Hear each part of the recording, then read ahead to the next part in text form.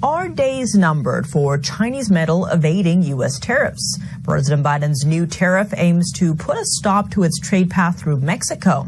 But what about dumping concerns about Chinese EVs moving through Mexico and crossing the border? Plus $2.8 billion of U.S. taxpayer funding going to a lithium resource company backed by Chinese investors. To discuss, we sat down with Rex Lee, cybersecurity advisor at MySmart Privacy. Rex Lee, thank you so much for joining us. Great to have you back on the show. Tiffany, thank you for having me on the show. When it comes to this Lithium Americas and Ganfeng especially, you actually raised that issue at CERAWeek. And what did Senator Manchin tell you?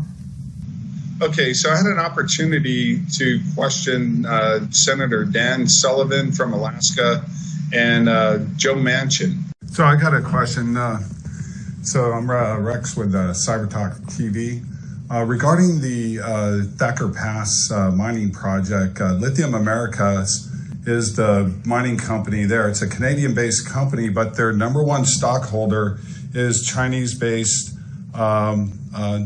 Ganfeng Lithium Ltd. So regarding security and national security, why is this happening? We're told that if we migrate to green energy, we'll have security here in the United States, energy security, yet we have foreign companies that are actually mining the lithium, as well as those companies have Chinese investors. Which Thacker Pass lithium mine? The only thing I can tell you about that, there's no way that they should be able to get any credits whatsoever to be used towards the 3750 for automobiles, and that's what I think we're talking about, or the 3750 that would combination to 7500. Who attended the conference.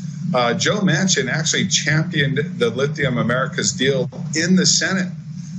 So I had asked him about the investment made by Ganfeng in Lithium Americas, and he said that they should have a minority stake in the company, but I don't know if there's any real oversight there, because due to my question and the information that I had at the conference, he asked me after my question to stay behind, and he wanted to get more information from me. Likewise, Dan Sullivan also asked me to stay behind.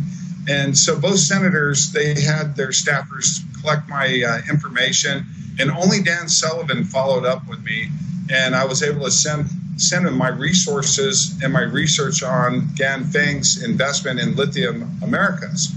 But since CERAWeek, and since I sent that information to Senator Dan Sullivan's office, neither Joe Manchin's office or Dan Sullivan's office has reached out to me for any follow-up on this matter. And again, since then, there's been another $70 million investment by Ganfeng in Lithium Americas. Given that, what steps should the U.S. take to ensure that taxpayer dollars aren't inadvertently funding a country like China that sees the U.S. as its enemy? I believe that the perception was that the taxpayer was investing in American companies so that America can become the leader in green energy exploration, the development of green energy products, and the manufacturing of green energy products here in the United States. But what we're finding out is that that money is being spent on green energy production and manufacturing in foreign countries. This is a huge issue. And this led to another issue that Joe Manchin had brought up, which is product dumping. I'm more concerned about Mexico than I am about any other country right now dumping on us the way they do. It's supposed to be part of our partner, North American Free Trade Agreement, which turned into USMC.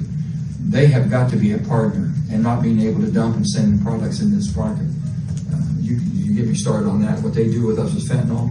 1 million people have died. And my state is the #1 state getting killed. In Mexico.